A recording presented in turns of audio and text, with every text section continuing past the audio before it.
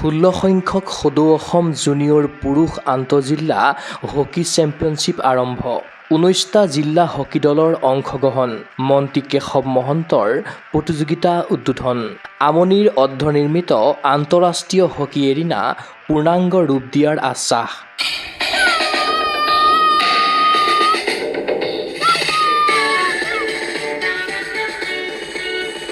মিছা হাইস্কুল খেলপথাৰত দেওবাৰৰ পৰা 4 দিনীয়াকৈ অনুষ্ঠিত হৈছে অনুজ দাস সোঁৱৰণী 16 সংখ্যক সদৌ অসম জুনিয়ৰ পুৰুষ আন্তঃজিলা হকী চেম্পিয়নশ্বিপ 2026। অসম হকী সন্থাৰ তত্বাৱধানত তথা কলিয়াবৰ হকী আৰু মিছা হকী একাডেমীৰ উদ্যোগত আয়োজিত প্ৰতিযোগিতাখনত অংশগ্ৰহণ কৰিছে মুঠ 19টাকৈ জিলা হকী দলে।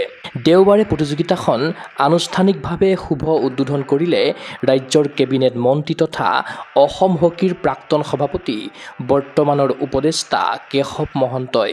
মাৰ্চপাষ্টেৰে আৰম্ভ হ'ল প্ৰতিযোগিতাৰ উদ্বোধনী অনুষ্ঠান। খেলুৱৈসকলৰ অভিবাদন গ্ৰহণ কৰে মন্ত্ৰী কেশৱ মহন্তই।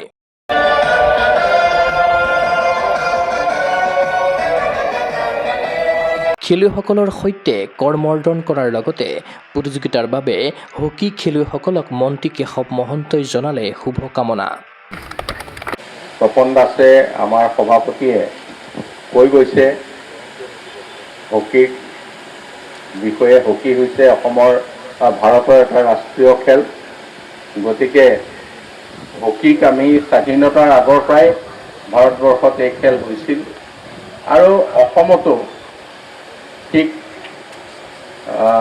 50ৰ দশকৰ পৰাই ইয়াত আৰম্ভ হৈছিল আৰু এটা সময়ত বহুখিনি আগুৱাই গৈছিল। তাৰপিছত আকৌ কিছু স্তীমিত হ'ল। আকৌ আজি 15-20 বছৰ মানৰ পৰা ইয়াক আমি পাইছোঁ আৰু আমাৰ কলিয়াবৰৰ ক্ষেত্ৰত হকী মিছা অঞ্চলতে কেন্দ্ৰ কৰি ইয়াক উজ্জীৱিত হৈছে আৰু ইয়াত আমাৰ কেইজনমান উদীয়মান যুৱকৰ কাৰণে নিজে যথেষ্ট চেষ্টা কৰাৰ কাৰণে আমাৰ পংকজকে ধৰি যিকেইজনে কৰিছে তাৰ কাৰণে আমি হকীক এনেধৰণে পাইছোঁ। উদ্বোধনী অনুষ্ঠানত মন্ত্ৰী কেশৱ মহন্তৰ উপৰি উপস্থিত থাকিল কলিয়াবৰ সমজিল্লাৰ আৰক্ষী আয়ুক্ত বিতুল চেতিয়া, কলিয়াবৰ ৰাজচক্ৰ বিষয়া মনীষ ভৰালী, অসম হকীৰ সভাপতি তপন কুমাৰ দাস, সম্পাদক কল্যাণী ডেকাৰ লগতে কেইবাজনো বিশিষ্ট ক্ৰীড়া সংগঠক। প্ৰতিযোগিতাৰ প্ৰথম দিনা অনুষ্ঠিত হ'ল 6খনকৈ হাই ভল্টেজ মেচ।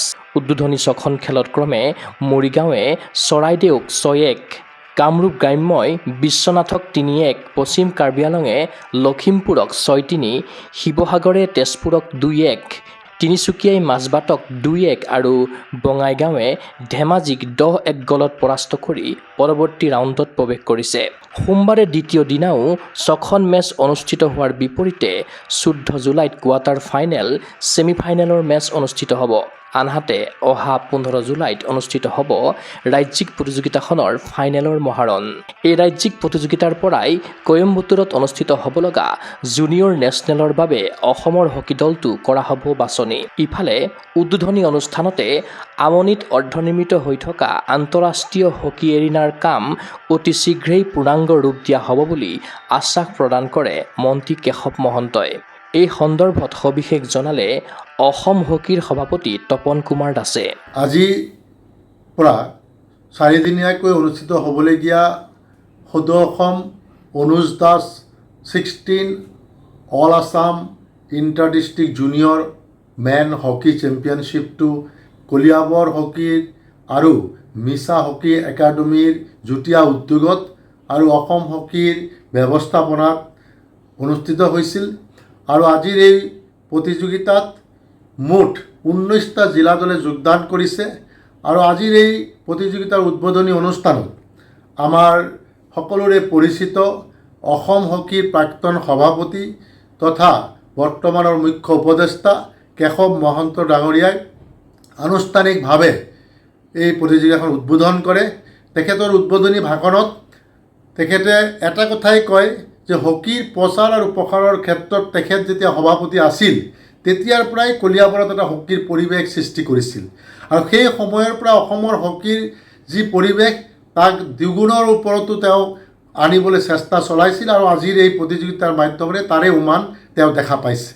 আৰু এই প্ৰতিযোগিতা উদ্বোধনী অনুষ্ঠানত আমাৰ সৈতে উপস্থিত আছিল সন্মানীয় অতিথি হিচাপে কলিয়াবৰ জিলাৰ ছুপাৰিণ্টেণ্ডেণ্ট পুলিচ আমাৰ শ্ৰদ্ধাৰ চেতিয়া ডাঙৰীয়া আৰু চাৰ্কুল অফিচাৰ শ্ৰী বিপুল ভৰালী ডাঙৰীয়া প্ৰমুখ্যে অসম হকীৰ সম্পাদকৰ পৰা আৰম্ভ কৰি সকলো বিষয়ববীয়াসকলে উপস্থিত আছিল।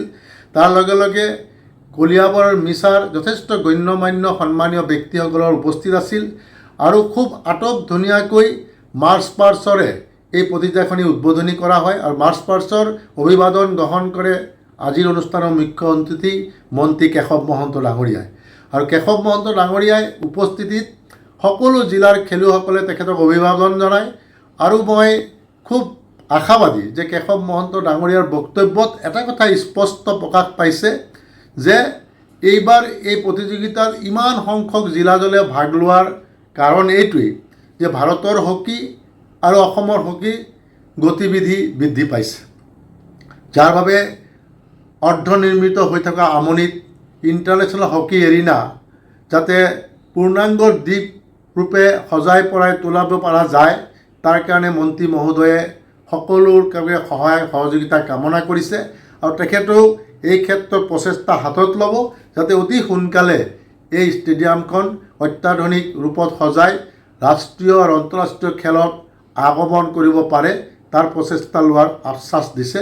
তাৰ লগে লগে অসম হকীৰ সমূহ বিষয়ববীয়াই তেখেতক আজি আনুষ্ঠানিকভাৱে মন্ত্ৰী হিচাপে অসম চৰকাৰৰ দায়িত্ব লোৱাৰ পিছত তেখেতক আনুষ্ঠানিকভাৱে আজি সম্বৰ্ধনাও জ্ঞাপন কৰা হয়। লগতে আজিৰ দিনটোত প্ৰায় 6খনকৈ খেল অনুষ্ঠিত হৈছিল পুৱা ভাগৰ পৰা গধূলিলৈকে আৰু 6টা জিলা দলে বিশেষকৈ আমাৰ তিনিচুকীয়া, বঙাইগাঁও, গুৱাহাটী, কামৰূপ মেট্ৰ', ৱেষ্ট কাৰ্বি আলং, মৰিগাঁও আদি দলে এই প্ৰতিযোগিতাত আজিৰ প্ৰথম দিনটোত জয়ী হৈছে আৰু মই আশা কৰিছোঁ অহা কাইলৈ আৰু 6খন খেল অনুষ্ঠিত হ'ব। তাৰ পিছদিনাখন প্ৰতিযোগিতাৰ কোৱাৰ্টাৰ ফাইনেল, ছেমি ফাইনেল খেল অনুষ্ঠিত হ'ব আৰু 15 তাৰিখে প্ৰতিযোগিতাৰ ফাইনেল খেল অনুষ্ঠিত হ'ব আৰু মই আশা কৰিম যে এক উত্তেজনাপূৰ্ণ ফাইনেল খেল আমি দেখিবলৈ পাম, যিহেতুকে এই প্ৰতিযোগিতাত যথেষ্ট সংখ্যক উন্নত মানৰ খেলুৱৈ আৰু দেখা পোৱা গৈছে আৰু এই খেলুৱৈসকলৰ মাজৰ পৰাই আমি আগন্তুক কয়াম্বাটুৰত অনুষ্ঠিত হ'বলগীয়া ৰাষ্ট্ৰীয় জুনিয়ৰ প্ৰতিযোগিতাত অসম দলৰ বাছনি ইয়াৰ পৰাই কৰা হ'ব বুলি ইতিমধ্যে আমি নিৰ্দেশনা প্ৰেৰণ কৰিছোঁ।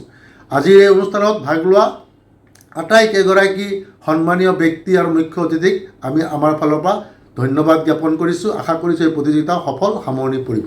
ক্ৰীড়া অনুৰাগীৰ আশা সাফল্যমণ্ডিত হওক অনুজ দাস সোঁৱৰণী 16 সংখ্যক সদৌ অসম জুনিয়ৰ পুৰুষ আন্তঃজিলা হকী চেম্পিয়নশ্বিপ। আগন্তুক জুনিয়ৰ নেশ্যনেলৰ বাবে বাছনি লাভ কৰক সুদক্ষ অসমৰ পুৰুষ হকী খেলুৱৈয়ে। News desk report, Gogo sports এনে।